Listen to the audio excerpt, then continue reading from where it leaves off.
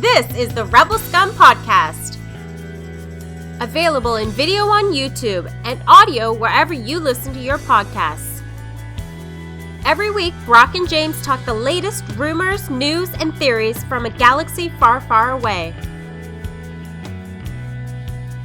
Support us on Patreon for exclusive offers and join the Star Wars discussion. Patreon.com/RebelScumPodcast. Here are your hosts, Brock and James.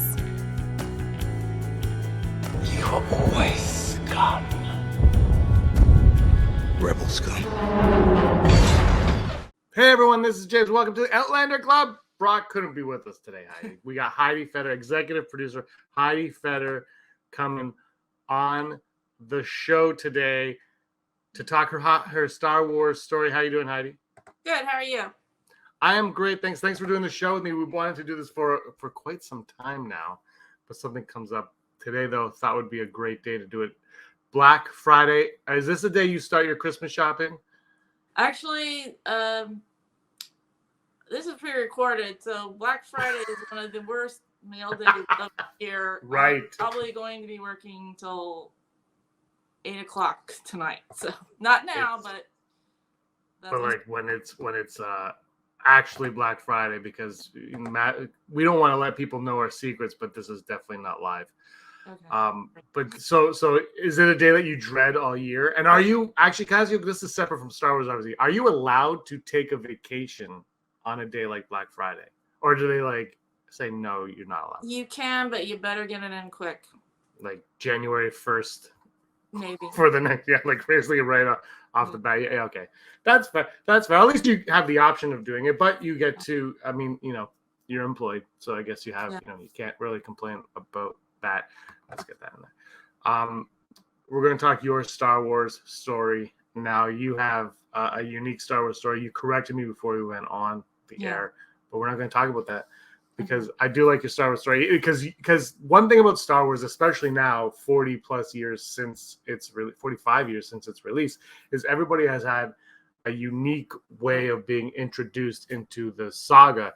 Because now people are like, you don't need the Skywalkers in it, but I think if you talk to the fans of the original trilogy, who basically that was all their Star Wars, is like, but that's what Star Wars is about. But now it's not about that. It's about all these other characters and storylines and plot points, and the galaxy is massive beyond all control.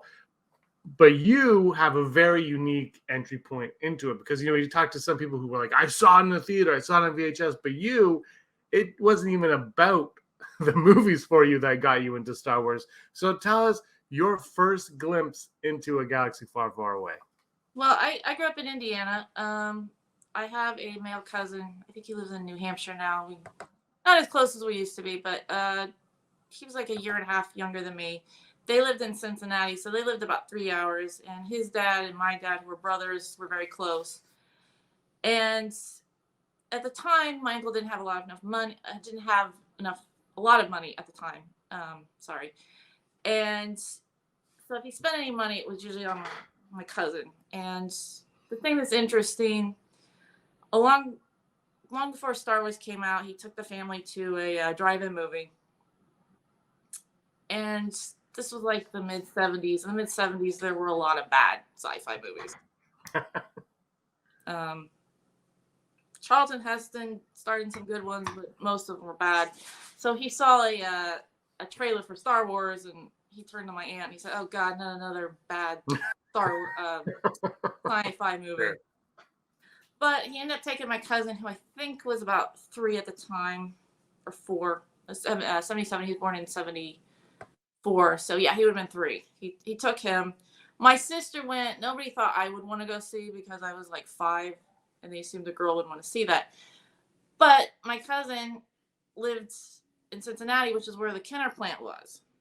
So that was very different today. So the fact that they lived near where the Kenner plant was, they had access to all the toys. Yeah, that's cool. So he had almost everything.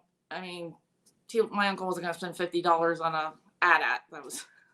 Today I think that's ridiculous, to be honest with you. But so yeah, he had all these toys, and we played with them. And I wanted to see it more than anything, but my sister didn't want to take me, who's 6.5 years older than me, and my mom sure as heck didn't want to see it. My dad didn't want to see it. So all I knew about it was really the pop-up book, the toys, and I think there was at school they had the picture movie about it. So I kind of got like the Cliff Notes version of it. But I just loved playing with my cousin and the toys, and I love the thing about Princess Leia being a badass. So a year later, they air the Star Wars Holiday Special. And I remember I was excited about seeing it. My sister was excited about seeing it and watched it. I kind of remember being disappointed that the only thing Leia did was pretty much her taxes. But I was sick, so it had Star Wars in it, so I thought it was good. And I probably thought Barbie Corman was funny, even though I watched it and it put you to sleep. So I'll be honest with you, because it only aired once, I had totally forgotten about it. And one night on Nick at Night, they had a special called the 40 Most Shocking Events in Television History. And it wasn't like news events, because obviously 9/11 or the Kennedy assassination was number one. I think number one was the last episode of Newhart. But number 10 was a holiday special, and they showed scenes from that. I'm like, and all these memories kept flooding back. I'm like, I gotta see this thing again. And I bought something on eBay. I'm like, oh my god. You bought it on eBay? Yeah, for like $6. Amazing. So, I bet you that would go for more now. I don't know. I didn't get the one with the commercials. I wish I had the one with the commercials. That would have been fun. Let's rewind for just a second. I'm sorry. No, it's great. You mentioned Leia being a badass. So how much of the, like, before the holiday special, when you're playing with the toys, how much of the movie did you know about? I knew before you saw it. The pits. I knew she came with a gun, so I knew she used it. Oh, okay. And just like I said, I read the picture book. I don't know if there was they still have them. It's like a kids story, but it has the pictures in it, and they had them in schools to get kids to read. And so I think the fact that she came with a gun and everything. Like, that's what told you she was a badass. So when you were playing with the toys, was Leia your go-to, or was it the Luke Skywalker that you speak so fondly about to me? The mysterious one that may or may not exist with the different colored lightsaber. Well, no, the yellow one, he did come with a yellow one, and I know why, because the promo picture, the promo shot they took, they forgot to color in the training scene, so Kenner thought he had a yellow lightsaber, so that's why he had a yellow lightsaber. What I'm talking about is the blue helmet that nobody believed existed. My niece got married a little over almost a year and a half ago, and my cousin was there. I hadn't seen him in years, and I said, people have been arguing with me about this. I said, I know you had a Luke Skywalker X-Wing pilot, Blue Squadron, and I said, nobody knows what the heck I'm talking about. They're saying it's Mandela effect. You know. Yeah. And so I said, I know you had one. I'm not crazy. And he started to laugh. I said, what? He's like, yeah, the paint chipped off, and his mom colored it in, and she only had a blue marker. Classic. I had a Ghostbuster toy. My dad screwed it in, and for my whole life, I'm like, Winston has a giant screw in his arm. I understand. So it's not Mandela effect. It is the mom effect, and the only marker in the house effect. That's awesome. Let's go now into the holiday special. So you played with the toys. You're like, oh, this holiday special's on. Gotta watch it. Obviously, you said years later. But when you watched it, I know you're 7 years old. Were you like? Did it make you want to watch Star Wars the movie? Yeah. At all, or was it just something that like extra excitement for you? Because 6-year-olds don't know terrible entertainment. So like, my sister was 13 and she liked it. Now maybe she liked Jefferson Starship being on, or I know she had a huge crush on Harrison Ford at the time, so it didn't matter what she did. She probably liked that movie where he plays a bellhop.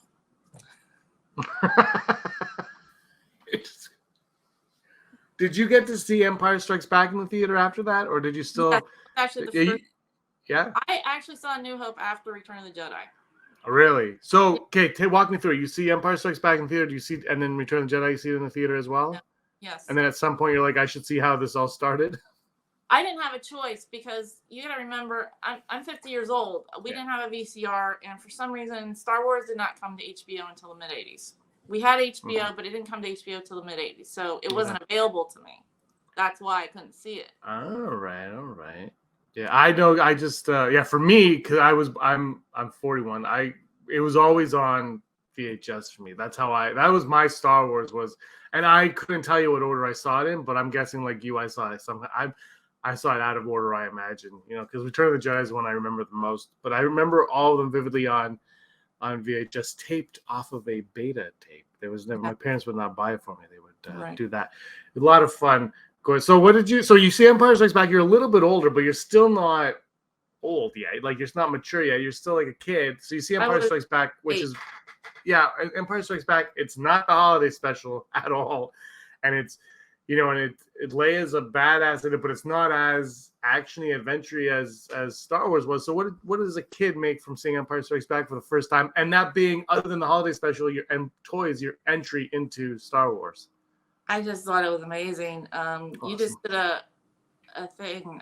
You just had us write in our rankings, and I ranked it as spoiler. I ranked it as number 1. Not that's gonna affect your list. But, you know the way it works. It's Empire or Jedi is 1 or 2, and but I like I said because Brock kind of wanted to ask for people to write why things were in a certain order, and I can't give you an answer. Words can't come to mind why that's number 1. It's just amazing to me, and maybe because the writing's so good. I don't know. It's just intriguing. I like plot twists. I write, and most of my stories have plot twists in them. Yeah. So we're gonna plug your books. We should. Also, a new Empire Strikes Back. I always put it after Return of the Jedi, always. But when I watch them, I always have to admit to myself that Empire is the strongest it's probably the strongest of the 11, to be honest. It's just like when you watch, you're like, it's almost perfect. It's like there's the only problem with Empire Strikes Back is you need A New Hope. That's the only problem about Empire. Like, it's so flawless in so many ways. The only flaw would be that it's a sequel and he's the first one. I mean, who knows? Maybe it doesn't even for you. You went right into it just watching the holiday special, so you might be proof that I'm completely wrong on that. But it's not going to be number 1 on my list out of spite, because but it is probably, like, if I was being honest, it'd probably be the best one. But Heidi, the way we do the list is, right now, what's your favorite? Right. And my favorite will be whatever it is when I submit mine, which I did, and I think it was probably Jedi. It was probably Jedi or one of the prequels, just to piss everybody off. You saw Return of the Jedi in the theater. You're getting a little bit older now when Return of the Jedi comes out. Were you because you like Empire better? You admit that. So did you love Return of the Jedi? Did you think it was too much for kids? We're all in. I loved it. It's interesting and how things are different. When I went to go see Return of the Jedi, I had to wait 2 weeks because every time we would go, it would always be sold out. I remember those were crazy. People, I don't think kids today will ever experience that. Those were crazy cinema times. Like, it was insane. I remember Ninja Turtles for me, Heidi, was you would go and it'd be sold out. You're and you couldn't buy advance tickets, and you had to wait in that long line back then. And the kids today will never experience the pain of being told you're not going to see the movie. No, but the thing is, so we're in line. I go with these 2 other girls. And Superman 3 came out at the same time. Our plan was, if we couldn't get into Jedi, we'd go see Superman 3. Okay. And we get up to the ticket, and everybody's saying Return of the Jedi, Return of the Jedi, Return of the Jedi. I'm thinking, we're not going to get in here. So we go up and 3 tickets for Return of the Jedi. And we have 3 tickets. We have 3 seats, but you can't sit together. We're like, whatever. We don't have to sit together. So we get our tickets, and the guy behind me goes, 2 for Return of the Jedi. The guy said, I just sold out. We grabbed the last one. That's the worst.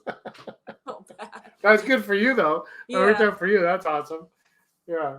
But unfortunately, because I saw both movies late, sorry, I don't know if you can hear the sirens. Yeah, that's it's a parade. It's a Black Friday parade going by. Yeah. I lost my train of thought. The Yeah, three last tickets. I was spoiled. I waited to see Empire and I waited to see Jedi, so I was spoiled. Vader being Luke's father and Leia being Luke's sister. So when you're spoiled for the Luke father, like how does that? I guess it doesn't because you still loved it. Did it affect your experience at all watching it? Like, are you watching? No, the whole thing but I like, affected other people's experience because I was 8 and 8-year-olds don't know not to talk in theater, and I said, "Oh, here's where he finds out where he's his father." The whole theaters are throwing popcorn at you. That's hilarious. Heidi's ruining movies for people for. Now you have burner accounts on Twitter just ruining plot twists. Like, that's amazing. Which twist did you like better? Were you okay with Luke and Leia being brother and sister? Did that make sense for you? Were you because a fan at of that time I think I was shipping her with Han at that point. Mm-hmm. Which always made more sense anyway. Right. Well, it's interesting. When Mark Hamill was younger, I had a little bit of a crush on him, and I don't mean to go sad, but my fiance died 6 years ago, and we're going through his pictures, and I went through his college picture, and they're coming to get you for ruining Empire Strikes Back for the people in the theater 40 years ago.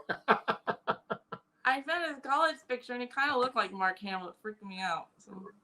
That's funny. Well, there you go. After Return of the Jedi comes out, there is what I call the dark times for Star Wars. I mean, when you're younger, it feels like a lot longer period of time. Like now, if you think there was 16 years between Return of the Jedi and Phantom Menace, it's like, well, that's nothing. Like, like, there's nothing else. Now that I'm older, it's nothing. But back then, it felt like an eternity. Right. So, in that dark time, you're a fan. Yeah. But did you remain a fan, or being going into your teen years and whatnot, like were you kind of like, that was my childhood, let's move on, or did you always keep your ear to the ground? Did you get into like the Thrawn trilogy and things like that? I'm not. It's funny. I can write books. I can't read books, so I never got into any of the books, and I still don't read the books, and maybe that's why I'm not as bothered by Legends being made into Legend. Yeah. So I don't know, since they're I don't know. I'm not the kind of person who wants to read Star Wars. I want to see Star Wars, and as my sister put it, she shouldn't have to read a book to understand a movie.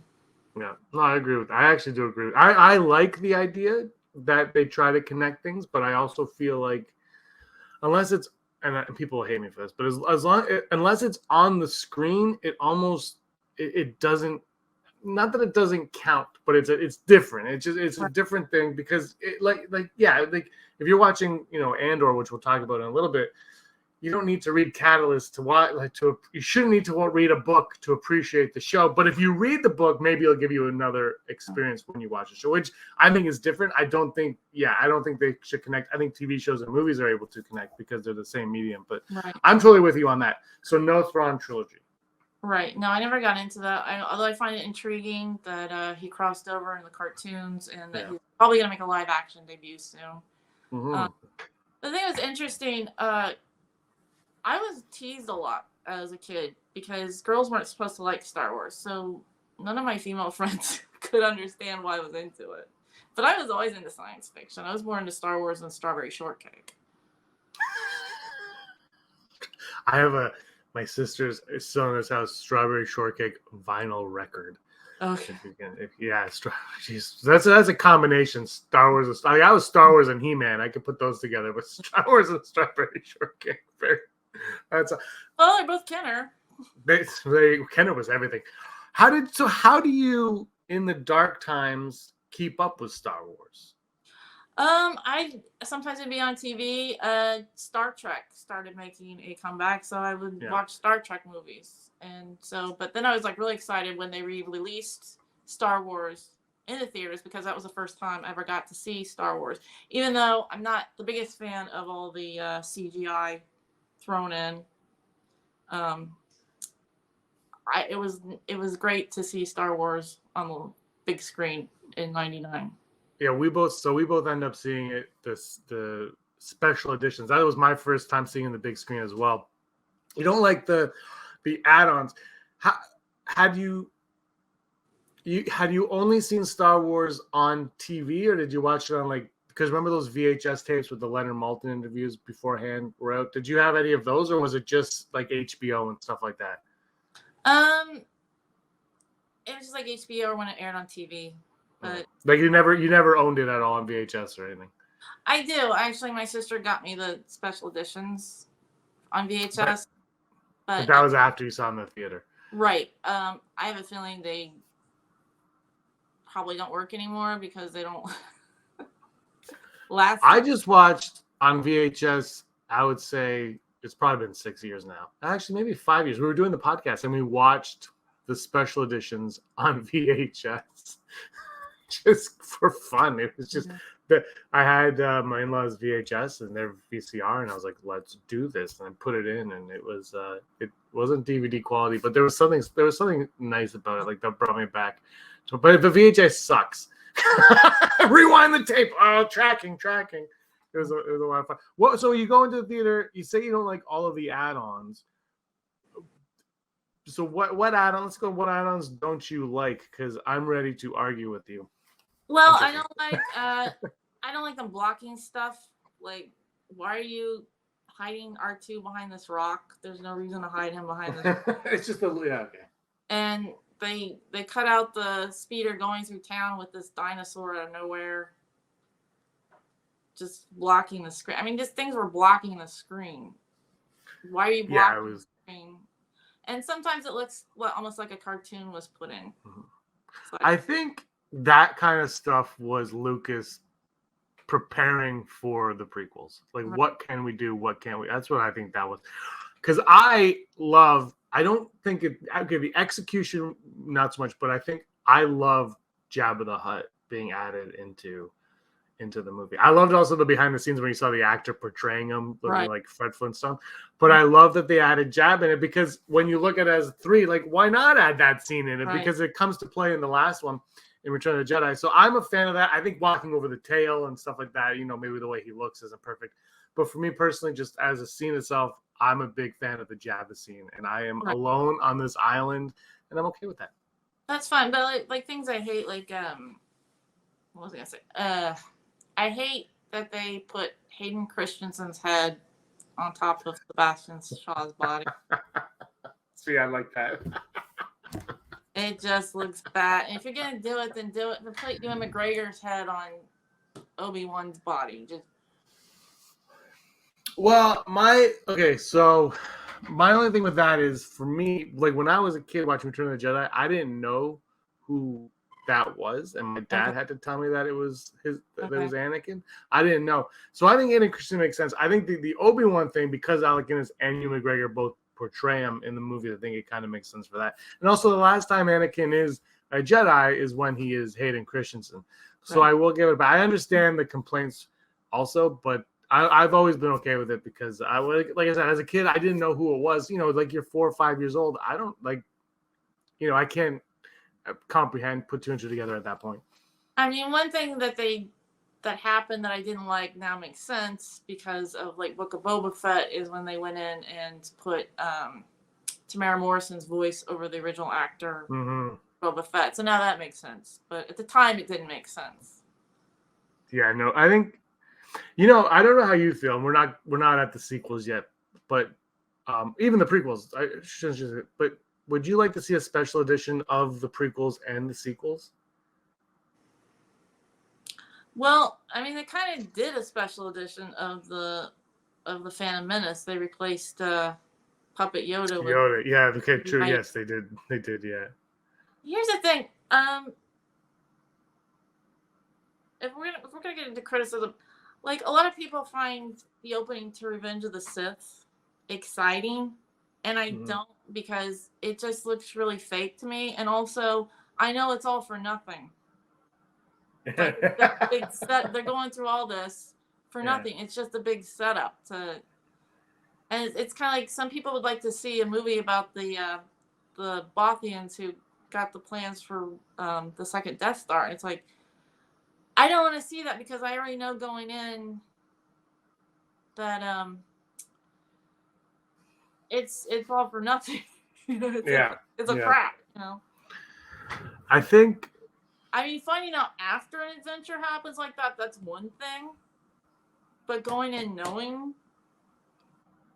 What did it affect you watching? Well, we'll get to Rogue One in a little bit. See, I think, the prequels is a little different because it's George Lucas and he's no longer involved. But the sequels, I would love to see a special edition of the sequels. I don't know who would be in charge of it because there's so many different heads in places there. But just like little things here and there, and I don't mean changing the story or anything. Right. I just think what George Lucas did was so unique and so fun. And like Blade Runner, there's like 27 different versions of Blade Runner. Why can't we have those? So that's me. I think the prequels is a little tougher because George Lucas is no longer involved, and the sequels is tough because who would make the decision for those?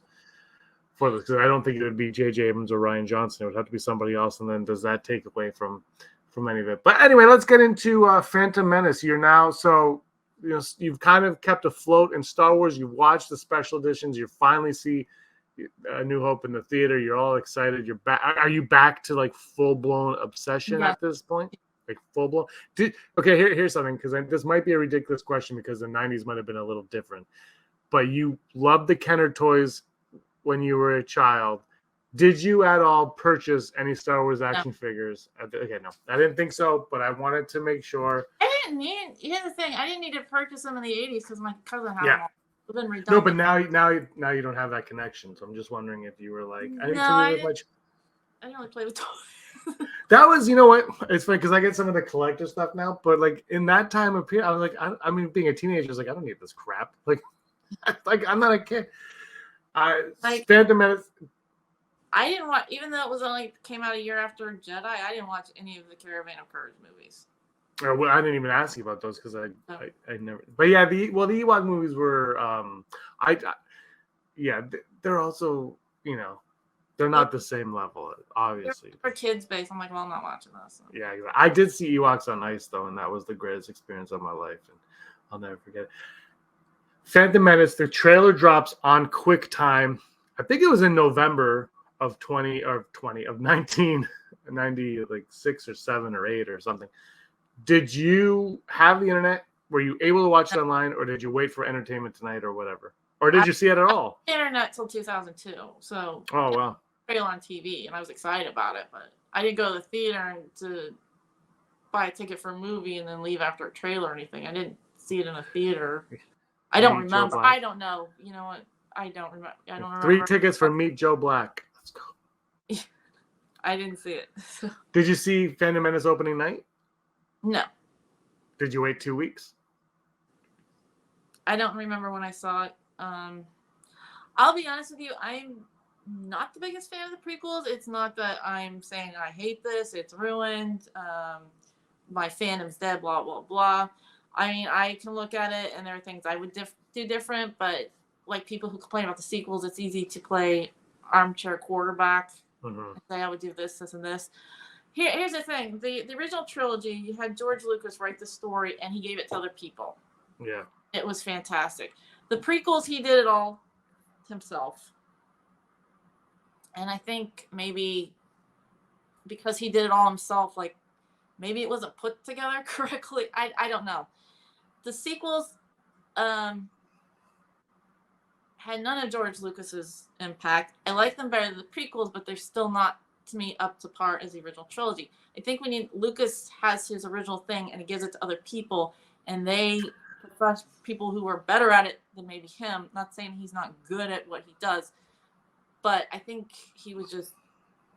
It's a collaboration process. Yeah, I think it's magic. But and I love the prequels, but I will agree. I think George Lucas is great, like brilliant with ideas, is what I think. Just brilliant with ideas, and I just like what he can conjure up, I just think is brilliant. So how disappointed were you when you saw the Phantom Menace? Then, do you remember when you leave the theater? Are you like, did you buy a Jar Jar Binks toy and burn it to the ground like trash?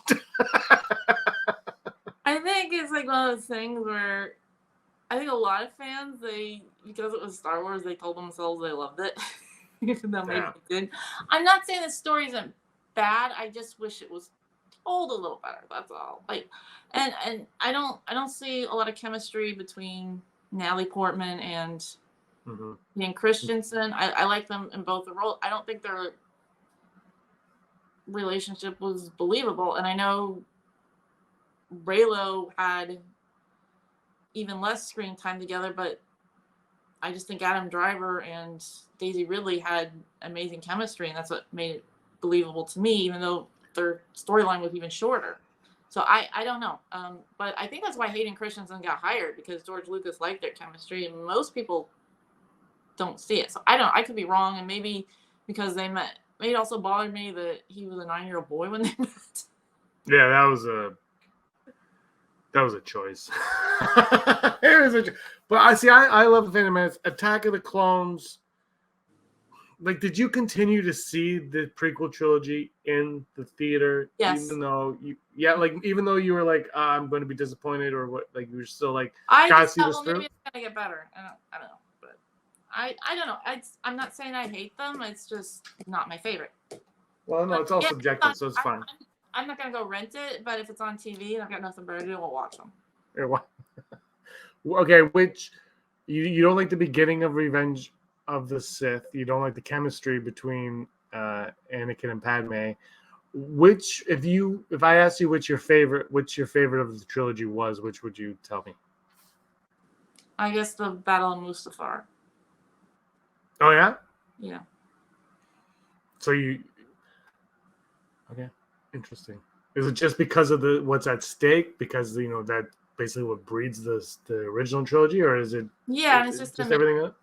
Fight scene, just made Really it. Did anything? Okay, I'll jump ahead a little bit. We'll rewind after this question. But okay. Did Obi-Wan, when you watched the Obi-Wan Kenobi series, did that help you with Revenge of the Sith? Did you appreciate what they did there, or you? Yeah, I think it did. And here's the thing: I'm not saying I hate the prequels, and that I'm not a fan of the prequels. In fact, I was thrilled when I found out Hayden Christensen was going to be, in Obi-Wan. I thought that was amazing, and I hope he's in Ahsoka. I hope he's in Mandalorian. As a Force ghost. I'm actually hoping, like in the Mandoverse, they will eventually do like a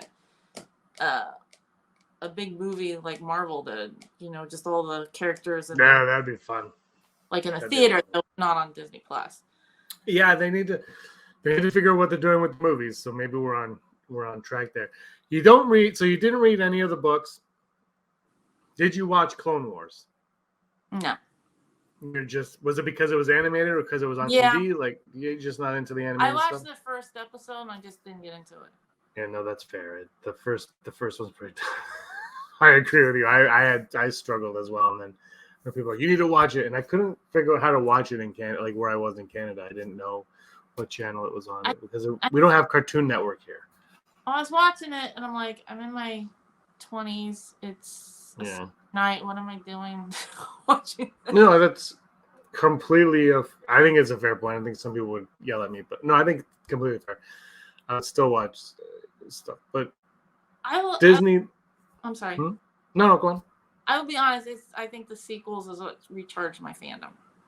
I'm just about to get to that. Disney buys Lucasfilm. Did you care? I was thrilled. Thrilled? And what? So for me, it was because of the Marvel connection. Why were you thrilled? Because I wanted more Star Wars. it's just that's it. And they right away they're like, we bought it and we're making more Star Wars, right? Like that was it. Were you leading up into the Force Awakens? I don't know the Phantom Awakens, the Force Awakens, 2015. There's a lot of build up, a lot of excitement. Did you follow any of that going into it, or did you kind of head into the Force Awakens blind and then let that kind of propelled your fandom forward? or were you like every second you're like, I gotta go online, I gotta see what's going on with this? I think I was looking for what's online, but I found a secret at movie theaters here. Like a lot of movies, I don't think Canada. This might have changed. It might not be a secret anymore. But like a show would start at midnight. Yeah. Like premiere at midnight, and those would be sold out. Well, someone told me, hey, if you go to the box office, there's actually a 7 and 5 o'clock show before the midnight show that a lot of people don't know about. And I walked right in and ordered tickets. Now, when I got there, it was crowded. I mean, every seat was taken. Yeah. And there were 10, there were at least 10 trailers. And the audience was getting pissed. Oh, yeah. including the new Marvel trailer. And somebody just shouted at the theater, "Where's Star Wars?" That's a lot of trailers, though. That's like 20. That's at least 20 to 30 minutes of trailers. Pissed. They should be. I think they should be. I mean, you pay that much money to go see a movie, preview a couple, and then let me go. So you watched the movie, and I was blown away. Do you remember what point blew you away?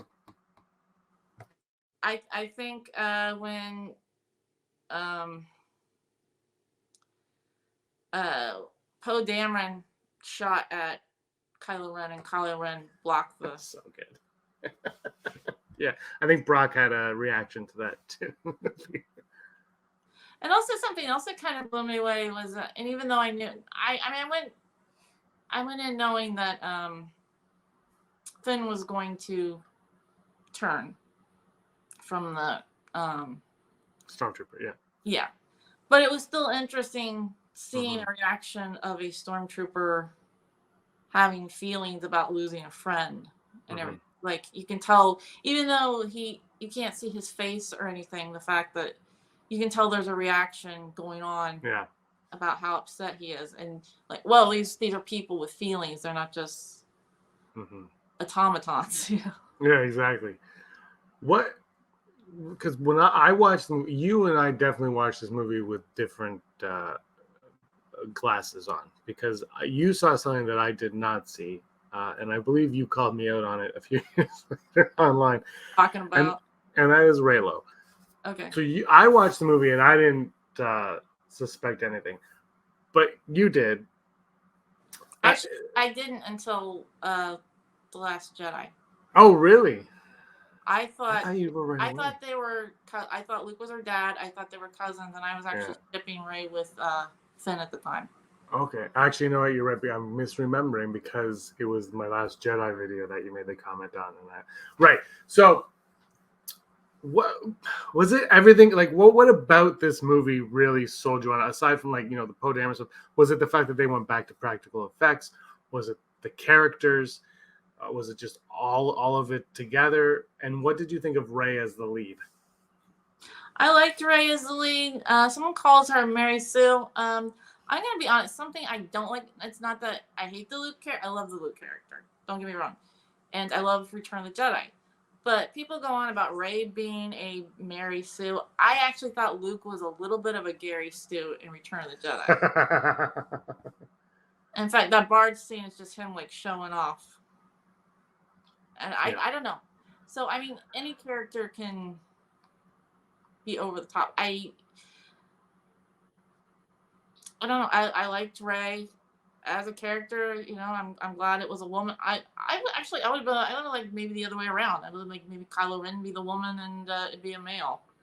That might have been more interesting to me. But I like, we don't really get too many female Siths, and that would be an interesting twist. I was hoping Rey was going to turn to the dark side from the guy. Like, I was like, oh, she's gonna she's really angry in The Force Awakens. Yeah, and I was really hoping she would go dark. Obviously, she has a vision in the last one, but she never quite gets there. I think it would be so for me with the prequels. I love the prequels, but I always kind of thought the way they maybe could have approached Anakin and Vader was Vader. The Jedi know about Vader. And Vader's running around, but they also know Anakin. And so it's almost like two different people. And And they're not. It's all Anakin, obviously, but Right. Vader is kind of doing the dark work in the shadows, and nobody knows who it is. And then at one point, oh, it's the same person. And then it's a twist for anybody that's just watching it, and for us, we obviously know, but it's a shock for the characters within the movie. And I thought they could have done something cool like that with this one. I just for me with the sequels is it was almost like they were trying to mirror the original movies a little bit too closely. And and just looking back, I love I like them into it. I like the sequels a lot, but I think my biggest problem with them we talked about this was it's like they just don't know. They just never knew where it was ending. It was like such a problem. I thought. Well, what's interesting is like Phantom Menace came out. Most fans liked it. There are people gonna hate it because it's Disney, no matter what. It could be better than Empire Strikes Back, and because it has Disney on it, people are gonna hate it. What happened was they made The Force Awakens and fans complained. So then Rian Johnson comes in and he goes different than fans' expectations. Like, well, that's not my Star Wars. That's not my Luke Skywalker. Mm-hmm. So then bring James J. Abrams back, and he does fan service, and people are angry. And I think maybe you should just do a good movie and not worry about necessarily what the fans want. Although I was disappointed that we only got Jedi voices instead of Jedi appearances. What? So okay, yes, I think my thing with the and I like the Rise of Skywalker quite. I find it a lot of fun to watch. Yeah. I completely agree with the voices. It's stupid, like just stupid on every level. It's making me mad now. But the other thing though is the weirdest thing is it feels like it's a sequel to The Force Awakens more than The Last Jedi feels like it's a sequel.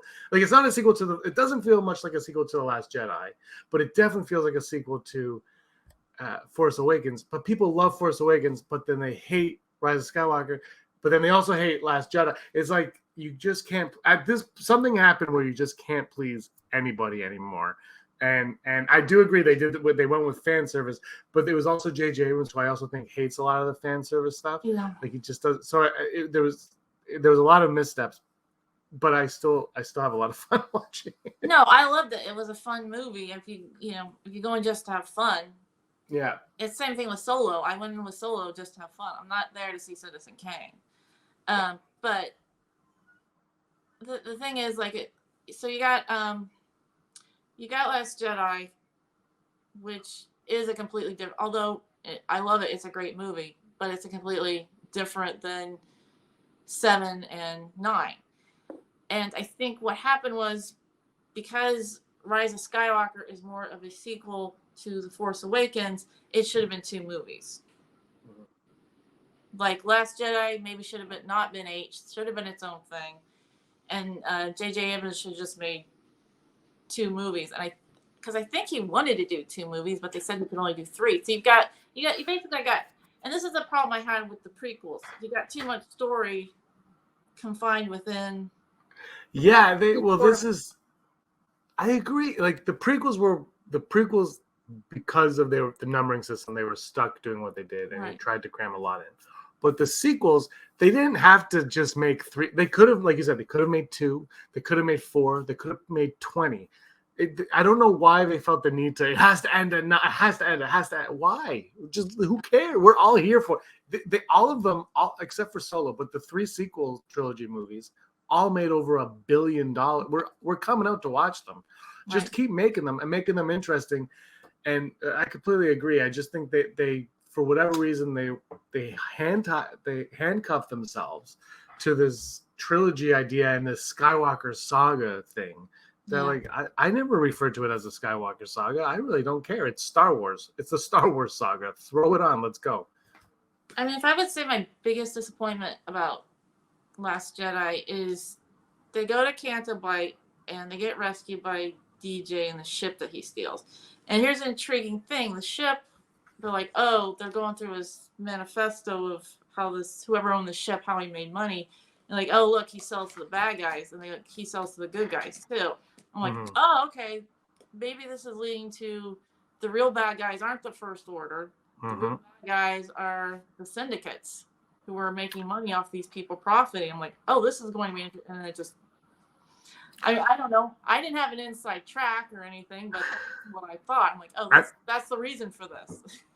No, and that's the thing is, it's Rian Johnson and J.J. Abrams say that they agreed on stuff and they had a great relationship, blah, blah, blah. Total BS. And I think I'm curious why, other than, well, okay, so Rian Johnson was offered 9 and he turned it down. That was the first reports. And then J.J. Abrams took it. And I wonder if it's just because he would have had to gone back to back way too soon and he didn't have enough time to develop what he wanted. Because I think the disconnect is between the two mentalities of J.J. Abrams and Rian Johnson. Like I said, Rian Johnson was kind of swinging. Like I remember Brock was super excited. He's like, Star Wars is going in a new direction. Da, da, da, da. And it probably would have been more intriguing if they went with something other than the First Order as the main villain. And you're like, oh, this is dark. It's more than just the obvious. Right. But yeah, that just never goes anywhere because the director and the storytellers and just changes, and they didn't have George Lucas to oversee everything and be like, this is what's happening in all of these.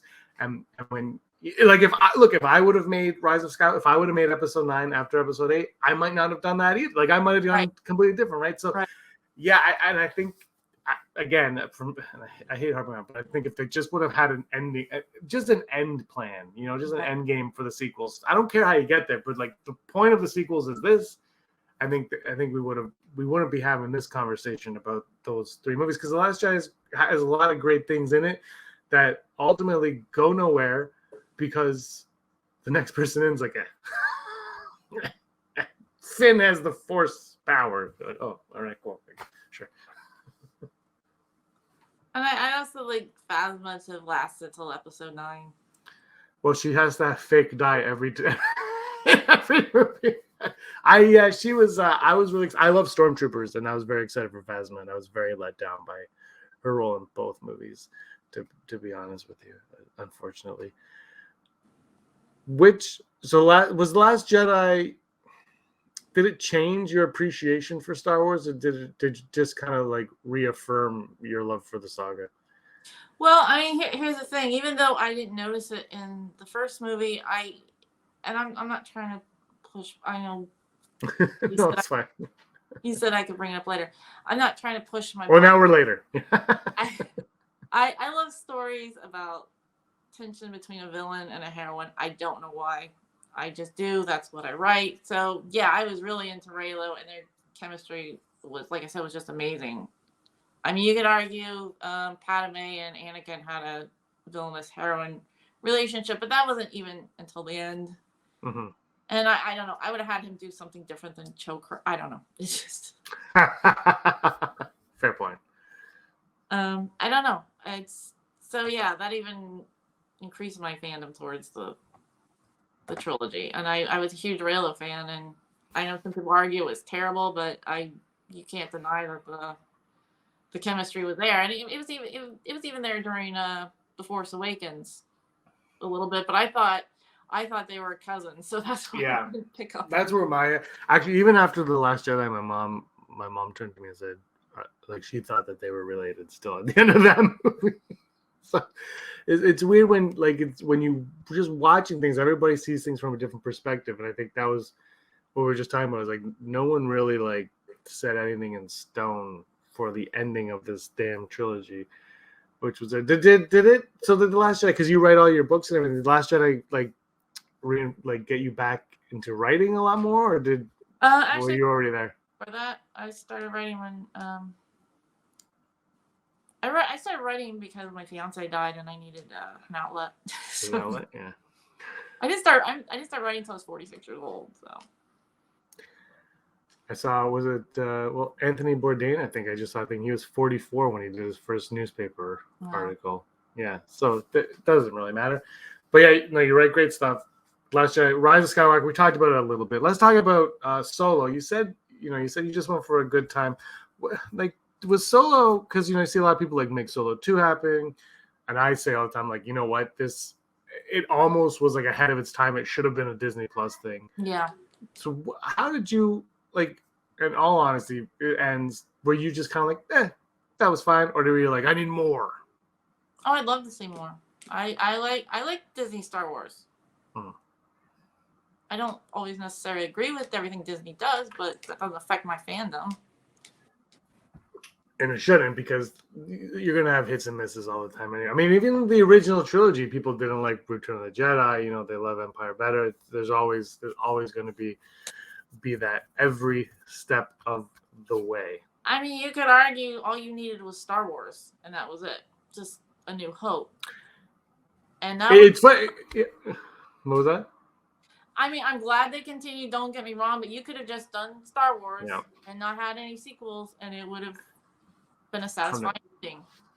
Well, and that's when we talked about Empire Strikes Back is probably the best one.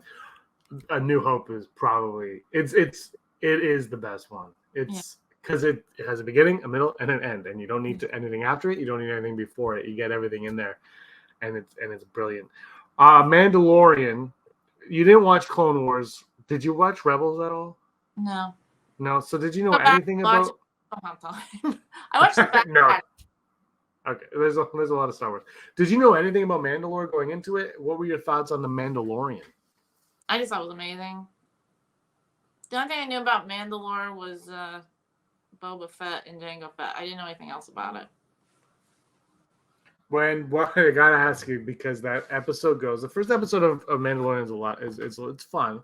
It's a good episode, and then there's, I don't know if you remember, but there's a scene at the end where they find their bounty, and it's this baby that's 50 years old, and it's affectionately known as Baby Yoda.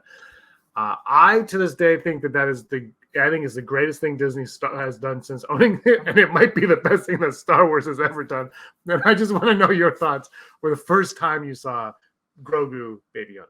Well, I like everyone. I was blown away. I was kind of bored the first episode until that happened. I mean, yeah, the action sequence. It's a fine episode. It's not spectacular. It's fine. Right. And then, yeah, I agree with you. Like it's fine, and then.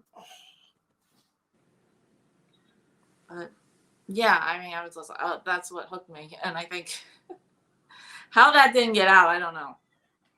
Incredible. What about season 2? They start bringing in characters: Boba Fett, Ahsoka, Cobb Vanth. Did you appreciate season 2 like season 1? Were you let down? Was it a high, low? Oh, I liked it better. I knew who Ahsoka. I didn't read the book, so I didn't know anything about Cobb Vanth through that, but I thought he was a great character. I knew who was, even though I really haven't watched any of the Rebels or Clone Wars, I knew who Ahsoka was. Mm-hmm. I knew she was Anakin's only Padawan. So I thought it was great seeing her in live action. And but of course I was screaming during episode 16 because I knew that eventually they were gonna bring in Luke Skywalker either through CGI or maybe Sebastian Stan. Mm-hmm. So I thought it was gonna be like the series finale. I had no idea they were doing it season 2 finale, and I was screaming at my TV. I didn't believe it was him until it was him. I was like, nah, they're not doing Luke. They're not doing Luke. And the green lightsaber, like, they're not doing it. They can't do Luke. And then they did Luke, and I thought it was great. And that led into the Book of Boba Fett. Right. I love the Book of Boba Fett. I'm one of 7. Yeah. I am. I'm okay, and I'm also okay with that because I don't take offense when people hate it. I'm just like, whatever. I like it, you don't. That's fine. What did you think of the Book of Boba Fett? That blew me away. I thought it was amazing. I don't know why people are hating on it. I guess they wanted it to be Sopranos in space. They wanted him to be a jerk. I don't know. I appreciated his character arc and where he kind of ended up. And I would be okay with seeing a prequel now where he's younger and kind of more like a jerk. But I liked where he was, and I think when you get older, that's kind of, and when you get eaten by a Sarlacc, I think that's where you come out of. Well, I mean, if you see Daniel Logan, who played the child version of him in the prequels, he looks like he could be a young. Mm-hmm. Tamara Morrison, so I think he should play Boba Fett in maybe a cameo, or maybe they don't want to do that, but maybe something like Andor or something else, or maybe not Andor, or if they do like a season 2 of Obi-Wan Kenobi or something. I think he would be perfect for a Kenobi series, And I think Andor would make sense. I don't think the Andor Right. showrunners would go in that direction because I just don't think they want to. They want Yeah. to bring that in. I'm excited for season 3 of Mandalorian. I hope there's a season 2 of Book of Boba Fett. Obi-Wan Kenobi. You said you're glad seeing Hayden Christensen come back. What did you make of that series? I thought it was amazing. I love the connection between him and Leia. It made more that made more sense as to why Leia was comforting Luke after Obi-Wan died. Because episode of Robot Chicken. Actually, it was Mark Hamill and Carrie Fisher, and she's like, "Oh, Luke, what's wrong? To that old man you only knew for half a day. Our planet got blown up." But now it makes more sense why she was comforting. They might have been sharing, swapping stories. Who knows? You didn't see what was going on before that scene. No, you didn't. So yeah, I enjoyed Obi-Wan. I thought I think it might have been a better movie than the 6-part series, but I really enjoyed it, and I hope they do. I hope we get to see Ewan McGregor again as Obi-Wan Kenobi, because I think even though I was like, I don't need Obi-Wan because he's an old man on a desert, like, well, I don't need that. I'm like, okay, I'll take more. Why not? If you're gonna offer it, why not? Let's talk about the show that just ended yesterday, even though we're pre-recording this and we haven't seen the finale yet. This was a show that when we heard about it, it was like a James Bond style show. It was like an espionage thriller, and all this stuff was going around. And then they decided it was supposed to come out in August. Then they pushed it to September, and they did 3 episodes all at once. We're talking about the Andor show, starring Cassian Andor from Rogue One, which we didn't talk about, but that's fine. Before you get into what you actually think of the show, what were your thoughts going into it? Was it something that you said, I don't need this? Were you interested in it, or was it something that you're like, I'll just watch it because it's Star Wars? Well, Rogue One is actually my favorite Disney Star Wars movie, so I was actually very intrigued by it. So I was looking forward to it. Now I can kind of see why they did all 3 episodes at once, because if they just ran the first one, I think maybe a lot of people would have been turned off by it. I think you need to see the 3 to see how they connect. Because if you go in like a typical Star Wars fan, if they just went in and watched the first episode, it'd be like, okay. So I can kind of see why they pushed it up and put it together as a 3. Yeah, I would have watched it anyway, but I'm saying because there are a lot of people who want Disney Star Wars to fail. They want it to fail and never be able to watch Star Wars again, which makes absolutely no sense to me. But I'm with you. Like, if it fails, they're just gonna stop. Like, push. Like, I don't get that either. But so I think that's why they put them all together and say, look, there's more than. Okay, the first episode's slow, but if you give it a chance, you're going to see how it's amazing. Yeah, because this show, and you've heard me say it, I think it's a binge-watching show, and I think those 3 work so well together, and they rely on each other. I think it made complete sense to do it. And so now, let's go up until the finale. You've seen this show. It hasn't been – people like to say it's not Star Wars. Some people say this is what Star Wars should be. Where do you fall in line on that? Well, this is the way I see it. Most Star Wars, deals with the Jedi. I guess the exception would be Bad Batch. I mean, but even Rebels and dealt with had Ahsoka on their side. And they had the Darksaber. I think when you're dealing with Jedi and lightsabers, that's more sci-fi fantasy and more like romance, fairy tale. So it's going to be a little bit more romanticized a bit. There's going to be sword fights and everything. It's going to be more over the top and elaborate. When you're dealing with like Rogue One, the Rogue One was full of fan service. But like Rogue One and Andor, you're dealing more with the gritty part of the rebellion that doesn't get any appreciation. Like, nobody knows who these people are. Like, yeah, Luke Skywalker blew up the Death Star, but he wouldn't have been able to blow up the Death Star if it hadn't been for people like Cassian Andor. So now you're getting to the grittiness. You're getting to people who maybe they think they have good intentions, but they might not have the best intentions. Like Saw Gerrera. I mean, he's pretty much a terrorist, and that's why the rebellion doesn't want anything to do with him, because he's dangerous. And now you have Mon Mothma, who may or may not have sold out her daughter. I don't know. You do know. You're just not going to spoil it for anybody. Right. 'Cause yeah, I like to think Andor, while it's Star Wars, it's a Rogue One prequel, so it has to connect more to Rogue One, and I think it's doing a great job. I mean, they dropped the S-bomb. That's the first. They did. What's been your favorite stuff about Andor so far? I don't know. I just think the intrigue of what's going on. I also, like I said, I also like there's a badass female character. The couple. No, I'm sorry. Villain, badass villain female. Do you know what's funny? Let's side Akbar into this. You know what's funny is no one's complained that it's a strong female character at all. I haven't heard one complaint. Every time Star Wars releases something, they're always like, ah, blah, blah. I haven't heard anyone say anything about this, and she is probably the best villain we've gotten since Vader, or maybe Palpatine, I guess. But she's like, I would argue she's the best villain we've gotten in a long time. Right. And I was like no, I dyed my hair. I'm actually natural brunette. So, but it's nice that we have female leads who aren't brunettes. We got a redhead and a blonde, and we got a couple of blondes. So that's.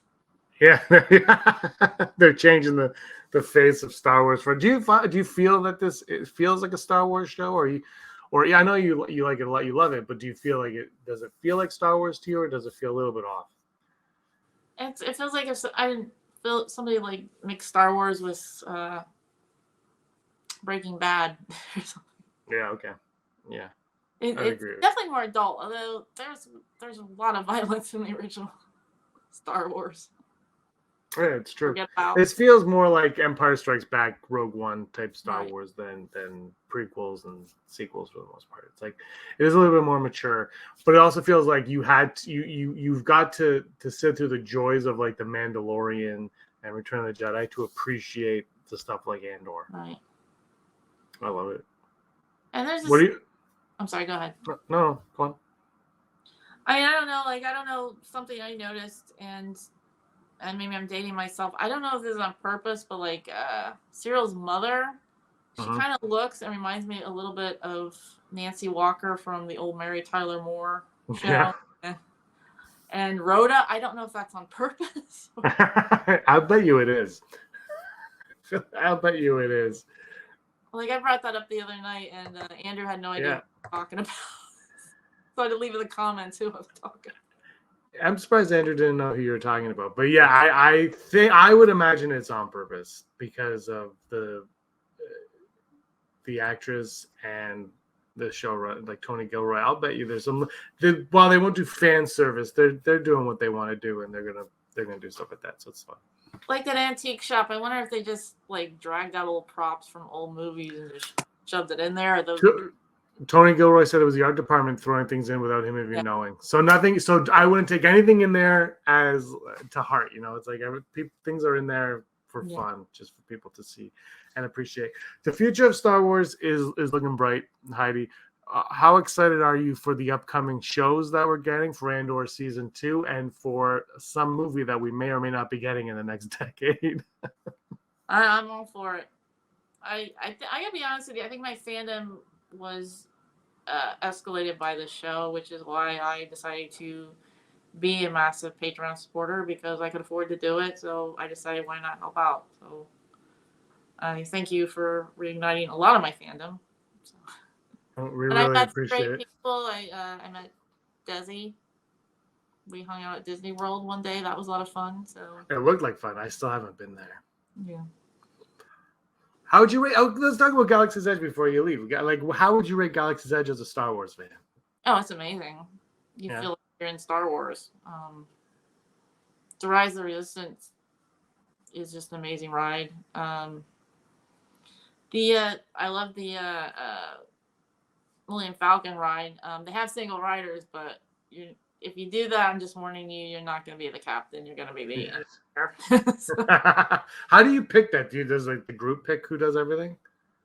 It's basically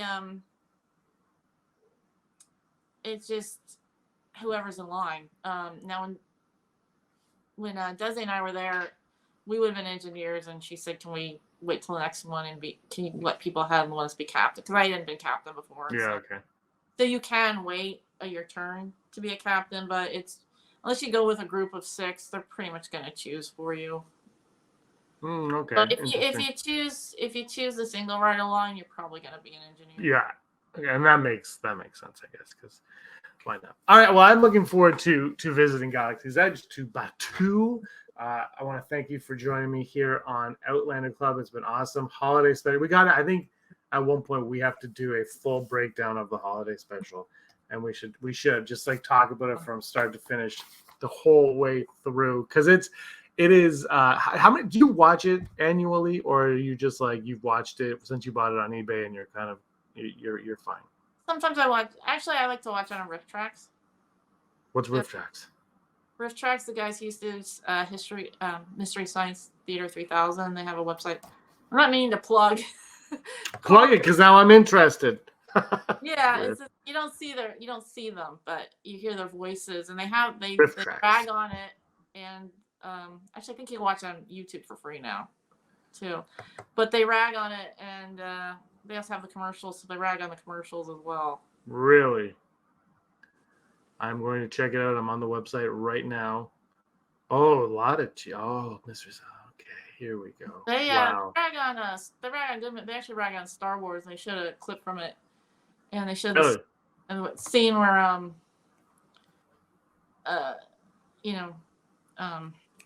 Han Solo gives some coins to the bartender and says, "Here's for the damage."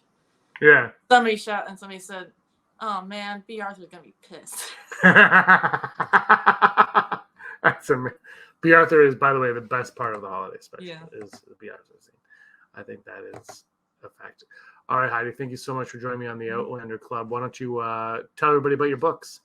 Well, most of them are under the name, my pen name, Ann Dryden. I did release this one on, where's the camera? I can't fit. I did release this one on Amazon. It's not that great of an edit, so I'm just warning you. It's called His Enchanted Swan. It's basically the story of Rothbard, who comes back looking for Odette through a ballet. So I'm not very good at explaining things. When did that one release? I released that one like maybe a year ago. It's just here's the problem, there's no page numbers, and I didn't do this well. There's no page numbers, and the chapters start in weird places, and I edited it myself using Grammarly, so I'm not 100% sure how great it is. I've done that too for mine on Amazon as well, and actually I did a revision on one, Heidi, and it didn't take the revision. It kept printing the wrong copy of the. I got annoyed. But check those. All of your books are on Amazon. Yeah, and also this was my Christmas present last year. You can see. No. That's amazing. I love that. Gotta get myself one of those. Okay, this one. What's that? That's fantastic. Hopefully you get the new baby Grogu Chia pet for Christmas this year. Yeah, I think this year it's his outfit that's the. It is, yeah. I like the one you have better, to be honest. I like that one. I think they did a really finer drug stores everywhere. Everywhere. All right, Heidi, thank you so much for watching. Everybody check out her books, Amazon, so we can get all of those. Yeah, that's it. The Outlander Club, your Star Wars story your way. Thank everybody for watching. Give us a like and a subscribe. And may you, what was I going to say? May the force of others be with you. And also with you. Hey scumbags, thanks for watching. Don't forget to give us a thumbs up on our video. As always, please subscribe to our YouTube channel, Rebel Scum Podcast, for all the latest videos.